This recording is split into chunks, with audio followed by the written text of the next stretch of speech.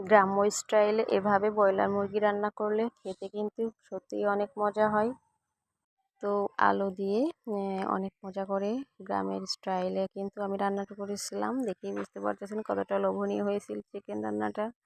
তো আমরা কিন্তু ব্রয়লার মুরগি সবসময় রান্না করে খেয়ে থাকি বিভিন্ন রকমভাবে। তো আজকে আমি একবার সম্পূর্ণ গ্রামীণভাবে রান্নাটা করতেছি। তো দেখুন এখানে শুকনা মরিচ, গরম মশলা আর জিরা একটু হালকা করে ভেজে নিচ্ছি। আর এই যে চিকেনটা কেটে ধুয়ে নেওয়া হয়েছে। আর এখন হচ্ছে আমি মূল রান্নায় চলে যাব। তো প্রিয় আপু ভাইয়ারা যে যেখান থেকে ভিডিওটি দেখা শুরু করেছেন অবশ্যই রিকোয়েস্ট করব সম্পূর্ণ ভিডিওটি দেখে সঙ্গেই থাকবেন। তো আমি মশলাগুলো বেটে নিয়েছি আর আলু দিয়ে রান্না করব চিকেনটা। তো আলুটা আমি প্রথমে কেটে ধুয়ে পরিষ্কার করে নিয়েছি আর এখন সামান্য একটু তেল দিয়ে আর হচ্ছে একটু লবণ দিয়ে দিয়েছি আর এখন হচ্ছে আলুগুলো একটু সুন্দর করে ভেজে নিব। তো আলুগুলো একটু লাল লাল করে ভেজে নেব। আলু দিয়ে রান্না করলে আমার কাছে বেশি ভালো লাগে খেতে। আর মাটির চুলায় এভাবে মশলাগুলো টেলে নিয়ে যদি রান্নাটা করা যায় সত্যি কিন্তু খেতে অনেক ভালো লাগে। তো আমরা কিন্তু অনেক রকমভাবে রান্না করে থাকি। তো এই যে দেখুন আমি এখন হচ্ছে আলুগুলো ভেজে উঠিয়ে রেখে দিয়ে তারপরে হচ্ছে আরও কিছুটা তেল দিয়ে দিয়েছি রান্নার জন্য। আর এখন হচ্ছে এর মধ্যে বেশ কিছুটা পেঁয়াজ কুচি দিয়ে দিলাম আর একটু কাঁচামরিচও দিয়ে দিয়েছি। আর এখন হচ্ছে এগুলো ভালো করে আমি হচ্ছে খুন্তি দিয়ে মরিচগুলো কেটে দিচ্ছি আর পেঁয়াজগুলো কিন্তু লাল লাল করে একটু ভেজে নেব। তো প্রিয় আপু ভাইয়ারা যে যেখান থেকে ভিডিওটি দেখা শুরু করেছেন অবশ্যই লাইক দিয়ে সঙ্গেই থাকবেন। আর যারা শুধু কমেন্ট করেন লাইক দেন না তাদের উদ্দেশ্যে বলবো প্লিজ একটা লাইক দিয়ে দিবেন। লাইক দিয়ে ভিডিওটি দেখলে আমার ভিডিওটি কিন্তু আরও 10 জনের কাছে পৌঁছাতে অনেকটা হেল্প করে। তো আর যদি প্রথমবার কেউ আমার ভিডিওটি দেখেন তাহলে রিকোয়েস্ট করব চ্যানেলটা সাবস্ক্রাইব করে বেল আইকনটি বাজিয়ে নিত্য নতুন ভিডিও দেখার সঙ্গেই থাকবেন।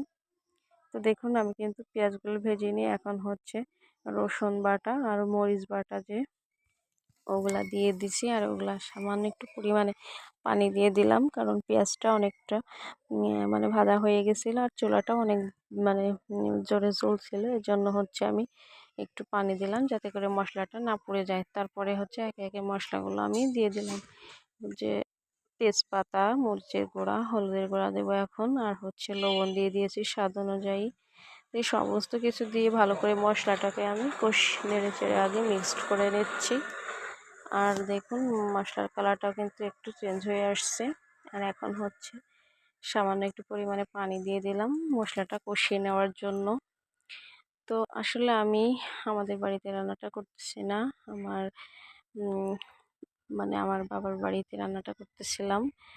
তো যাই হোক মোটামুটি রান্নাটা নিজের মতো করে করেছি। তো এখন মশলাটা কিন্তু আমি কষিয়ে নিয়েছি আর এখন হচ্ছে মুরগিটা দিয়ে সুন্দর করে হচ্ছে খুন্তি দিয়ে ভালো করে মশলার সঙ্গে নেড়ে চেড়ে মিক্সড করে নিচ্ছি। তো দেখুন আমি কিন্তু চিকেনটা ভালো করে সুন্দর করে মশলার সঙ্গে একত্রে মিশিয়ে নিচ্ছি। তো এই পর্যায়ে ভিডিওটি যারা এতক্ষণ দেখতেছেন হয়তো এখনও লাইক দেননি, প্লিজ একটা লাইক দেখে নেবেন। আর চিকেন কিন্তু অনেকটাই মানে ইয়ে জাল হয়েছে আর এখন হচ্ছে আমি আরও কিছুক্ষণ জাল করে নিচ্ছি। তারপরে হচ্ছে অল্প একটু পরিমাণে পানি দিয়ে তারপরে চিকেনটাকে কষিয়ে নিব। আর ব্রয়লার মুরগি আসলে অত বেশি পানি দেওয়া লাগে না কষাইতে গেলে, তারপরে একটু দিয়ে মশলার সঙ্গে ভালো করে চিকেনটাকে কষিয়ে নিচ্ছি। তো দেখুন আমি কিন্তু ভালো করে নেড়ে নিচ্ছি। আর ব্রয়লার মুরগি কিন্তু আমাদের মানে কমন একটা খাবার হয়ে গেছে।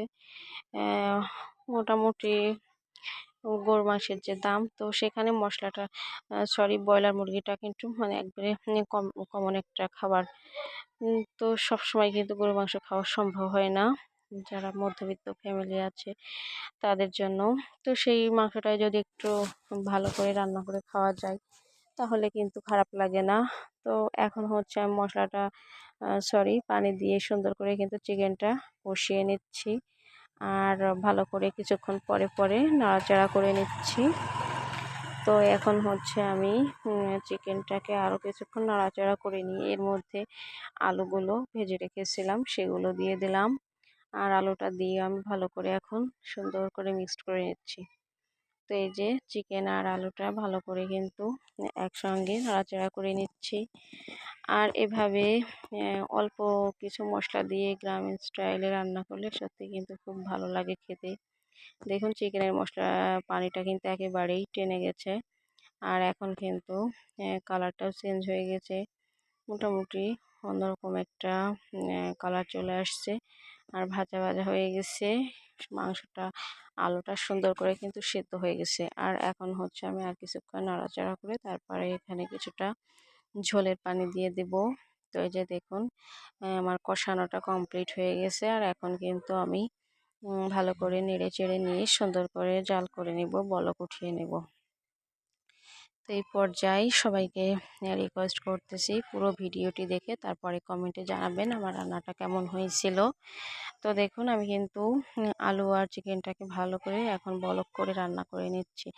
তো মুরগির মধ্যে একটু আলু না দিলে মানে আমার অতটা ভালো লাগে না, কারণ মুরগির মাংসটা কিন্তু বেশি একটা খেতে ইচ্ছা করে না। তো আলুটা দিলে কিন্তু খেতে খুব ভালো লাগে। তো আমি এখানে কিন্তু বাকি যে জিরা আর গরম মশলাটা বেটে রেখেছিলাম ওটা কিন্তু আগে দেইনি। এখন কিন্তু এই পর্যায়ে দিয়ে দিলাম।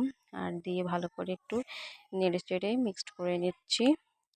তো আমার রান্নাটা কিন্তু প্রায় হয়ে আসছে। আমি আরও কিছুক্ষণ সুন্দর করে রান্না করে বলক উঠিয়ে নেব। তো এই যে রান্নাটা কিন্তু বলক তুলিয়ে নিচ্ছি। আর মোটামুটি অনেকটাই কিন্তু হয়ে আসছে। আমি আর কিছুক্ষণ রান্না করে তারপরে নামিয়ে নেব। তো সবাইকে অনেক ধন্যবাদ আমার ভিডিওটি যারা দেখতে দেখতে চলে আসছেন এই পর্যায়ে। অসংখ্য ধন্যবাদও আমার পক্ষ থেকে রইল অনেক অনেক ভালোবাসা। আর সবার জন্য অনেক শুভকামনা রইল। তো মন থেকে সবার জন্য অনেক দোয়া করি।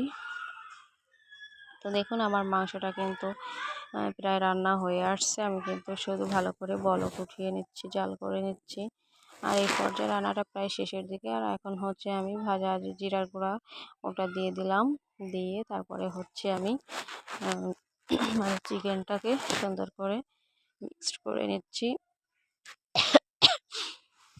তো আমার রান্নাটা কমপ্লিট। এখন হচ্ছে আমি চুলা থেকে নামিয়ে নেব। তো দেখুন রান্নার কালারটা কিন্তু অলমোস্ট কতটা সুন্দর আসছে মাশাআল্লাহ।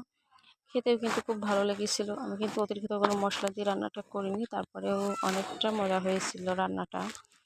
ঝাল ঝাল করে এভাবে রান্না করলে খুব ভালো লাগে। তো এখন হচ্ছে আমি বাটিতে উঠিয়ে নিচ্ছি। তো দেখেই বুঝতে পারতেছেন অনেকটা লোভনীয় হয়েছিল রান্নাটা, খুব মজা হয়েছিল খেতে। তো আমার রেসিপিটি কেমন হয়েছে অবশ্যই কমেন্টে জানাবেন। আর এতক্ষণ যারা দেখলেন তাদেরকে অনেক অনেক ধন্যবাদ। সবাই ভালো থাকবেন। নতুন কোনো ভিডিও নিয়ে আসবো আপনাদের সঙ্গে দেখা করতে। আর সবাই সে পর্যন্ত অনেক ভালো থাকবেন। আসসালামু আলাইকুম। আল্লাহ হাফেজ।